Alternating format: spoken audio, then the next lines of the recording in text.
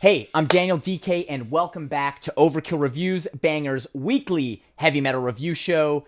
Today's episode is part of our What Did We Miss Patreon Pick series. That's right, we know we missed a bunch of reviews at the start of 2020, so every month we give our Patreon donors the exclusive opportunity to vote for which album we cover that we missed. To get in on that action, make sure you check out patreon.com/BangerTV. Plus, binge all 7 episodes of Shredders of Metal right now, and check me out streaming guitar 3 times a week on Twitch, plus my merch store where you can get shirts like this and more. Boom! All right, let's get to it. Patreon did not let me down with this month's thrashy pick. Out for your mind, out for your soul. It's like the talents glow, taking control.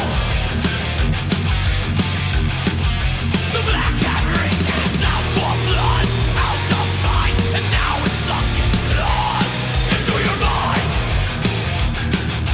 Oh, reaching out for you.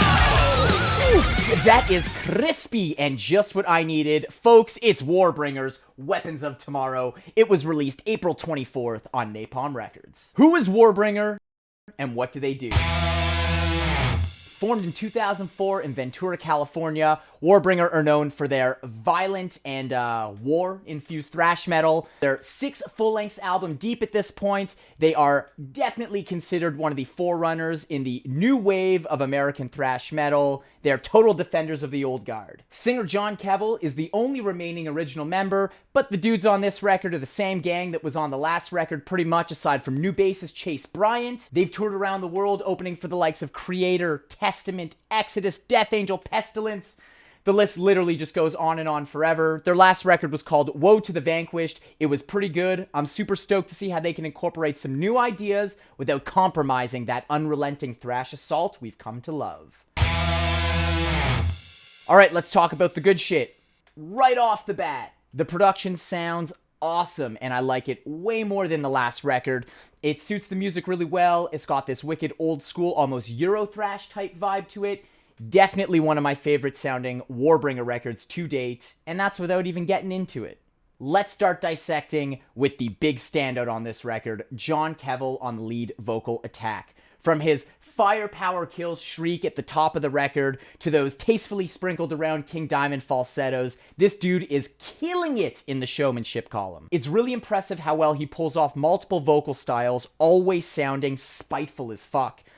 Check out the whispery black metal vocals he does on Defiance of Fate versus that all-out Millie Petroza assault on Outer Reaches. There's a real cool storytelling vibe about his voice, and it matches the lyrical content really well, and also the plotting song structure. Oh my god, and that signature Max in Outer Reaches, dude. Alright, let's get to the riffs. First off, let me commend the tones here. So full-bodied, old-school sounding, carefully EQ'd. The rhythm tone specifically is so 1988, I friggin' love it. All the cleans, the leads, the fade-ins, the fade-outs, the harmonies, all of it sounds great. The actual riffing content itself is friggin' fantastic too. We've got Chase, who also plays an Ex Mortis, Adam, who was originally the drummer in this band. They both do an absolutely incredible job constantly filling the space with new and creative ideas. Standout guitar moments on this record include that 16th note death thrash vibe in Crush Beneath the Tracks, that epic back and forth build on Defiance of Fate. It had total Fade to Black epicness. Those super fast and percussive parts in Unraveling, those are fucking crushing. And yeah, that literally might be the nastiest riffing on the whole record. And that solo, Outer Reaches. Solo on Outer Reaches, definitely one of my favorite on the record. Drummers rule, and Warbringer have one of the best and most well-traveled in the entire scene. Carlos Cruz is an absolute monster on the kit and can adapt to almost any musical circumstance. Perhaps that's why when bands like Power Trip, Ex Mortis, Enforcer, even Machine Head, when they need a beast behind the kit, Carlos is the dude that gets the call. I love how natural Carlos's drums, specifically the toms and cymbals, sound on this record. They're also very loud and in your face, which is something I like. While the drumming falls under the category mostly of hella proficient, tight, and fast thrash drumming, Carlos shows he's absolutely no stranger to an intense blast beat, some fancy ride work, or a slowed down stomp group. Did I mention that Carlos also tracked some rhythm guitars, a lead, and keyboards on this record? Acoustics too. Dude, that is some serious talent and mega impressive. His musical sense really shines in the way he puts his drum parts together. You can tell he has a great understanding of instruments aside from drums. Total musicality. Great job, Carlos. Time to show some love for the bottom end. The new guy on the bass, Chase Bryant. This record has some really cool standout bass feature moments. If you don't believe me, just check out that proggy groove at the start of Crush Beneath the Tracks, or that thing in Outer Reaches.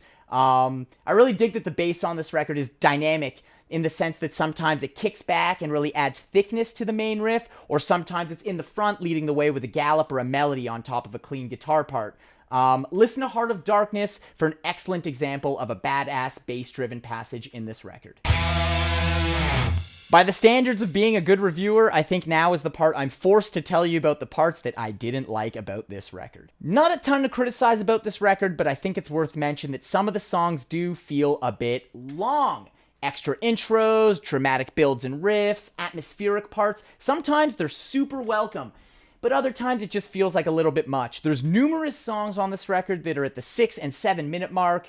It's very out of the ordinary for Warbringer to have that many long songs on one record, but I appreciate the experimentation. While there's certainly moments of memorable licks and lines on this record, I do feel like it lacked just a couple of those earworm type hooks and choruses to keep me coming back for repeated hundreds of listens, let's say. If I had to pick my least favorite tune on this record, it's called Power Unsurpassed. I just feel like it's taking the place of what could be a really solid under 4-minute thrasher to tie this whole record together. Oh, and not to be that annoying guitarist in the control room during the mixing process, but shouldn't the guitars be a little bit louder? All right, let's wrap up all these thoughts into something that makes sense and try and come up with a verdict here. Overall, a wicked record that certainly teeters that fine line of almost being a concept record. When John is telling a story with his lyrics and the guitars are building to those images, it really creates something special. Bravo on the songwriting job here. However, I do feel like this record suffers a little bit from And Justice for All syndrome in its long-winded, epic, and mid-tempo points. But I mean, come on, let's be real here. Is that not the best criticism you can ever give to a record, comparing it to one that was 8 times platinum certified and Grammy nominated? The blending of influences, whether it be blackened, proggy, epic, doomy, thrashy, all of it on this record, it sounds great the way they mix it. They really prove that they are so much more than just a thrash band. The song structure itself shows serious understanding of musicality far beyond the realms of thrash, which is honestly what they are classified as almost 99% of the time. Plus, come on, Glorious End. That is a perfect album closer. Really gives you a sense of closure and shows that, hey, I'm recording an album review. I gotta call you back. Okay, goodbye. Bye. Yep. Songwriting, structure, intensity, technicality, moshability. It's all check marks in my book, man. That is why I am stoked to give Weapons of Tomorrow 4 out of 5 weaponized skulls. All right. It is shout-out time. Here are 2 records that I think you have got to check out from this month. Night Cobra, In Praise of the Shadow. It's an independent release that came out August 4th. It's the debut EP from a Houston heavy metal band with a healthy dose of punk influence. My buddy Christian plays in the band. He organizes Hell's Heroes Festival in Houston every year. Show some love. Check it out on Bandcamp. And next up, WINTERHEARTH, RIVERBED Empire, independent release that's coming out on August 21st. It's a Canadian blackened thrash band from Newfoundland, Labrador. Yes, I repeat, Canadian blackened thrash out of Newfoundland, Labrador. Not something you hear every day. Give it a spin. All right, and that's it from me. Stoked to see what you guys thought of the record and the shoutouts in the comments. I'm Daniel DK. That's it from me. We'll catch you next time. Out for your mind, out for your soul. It's like talent, no, taking control. The black cat reaches out for blood, out of time, and now it's sunk its claws into your mind. Oh, reaching out for you.